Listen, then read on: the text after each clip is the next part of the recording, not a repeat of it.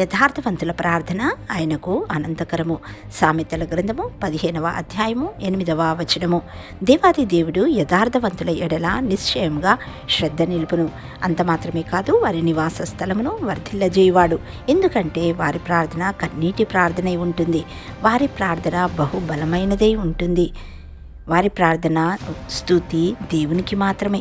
ఆనాడు దానియేలు గారిని జ్ఞాపకం చేసుకున్నట్లయితే దినమునకు 3 సార్లు మోకాల్లోని యెరూషలేము వైపు తిరిగి ప్రార్థించేవాడు. అలా ప్రార్థించడం ద్వారా దైవ దర్శనాలను దానియేలు గారు పొందుకున్నారు.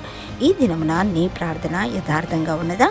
దానియేలు గారు బహుప్రియునిగా ఎంచబడినట్లు నీవు ఎంచబడాలంటే ప్రతిదినము ఆయన సన్నిధికి చేరాలి, ఆయనను వేడుకోవాలి. అప్పుడు నీవు బహుగా ఆశీర్వదించబడతావు. జీవముగల దేవుడు ఈ దినతన వాగ్దానాన్ని మనందరి ఎడల నెరవేర్చునుగాక.